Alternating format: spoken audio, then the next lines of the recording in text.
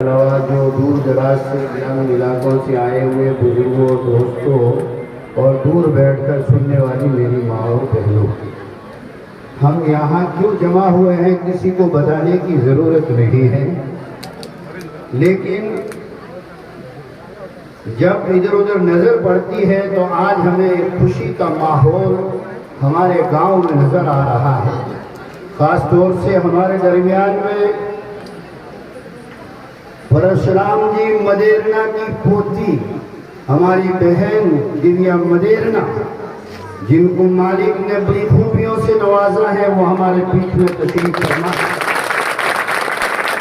मैं उनकी जितनी भी तारीफ करूं कम है।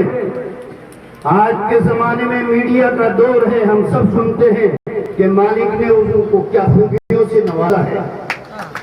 इसके बावजूद इतनी मसरूफियत, वक्त की तंगी, फिर भी हमें ये मैसेज देने आई है कि राम सिंह जी विश्नोई के पोते विक्रम सिंह जी 10 पंचायत के मैदान में उतरे हैं और उतारे गए हैं, अपनी मर्जी से नहीं उतरे हैं। उनको कामयाब बनाना है, इसलिए अपना कीमती वक्त निकाल के आए हैं।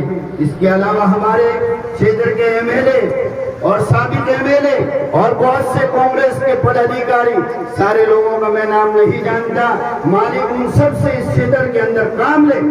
लेकिन मैं आप लोगों के बीच में ये मैसेज देना चाहता हूँ कि इस राजस्थान की धरती को, जो राजनीति को आगे बढ़ाने वाली जो कौम है, एक परशुराम मदेरना जिनका ताल्लुक ओसिया से, और राम सिंह जी विश्नोई जिनका ताल्लुक हमारे इस इलाके से, और एक नाथुराम की मिर्जा। ये लोग आज दुनिया में नहीं रहे, लेकिन उनके खानदान हमारे दरमियान में मौजूद हैं और वो हमारे दरमियान में कूद कर काम कर रहे हैं।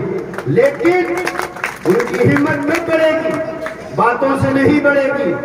मेरे भाइयों बुजुर्गों, आदम की औलाद होने के नाते हम सब एक हैं। माहौल को बिगाड़ के कोई काम हमें नहीं करना है, नफरत की हवा फैलाकर हमें राजनीतिक नहीं करना है। मालिक ऐसी गंदी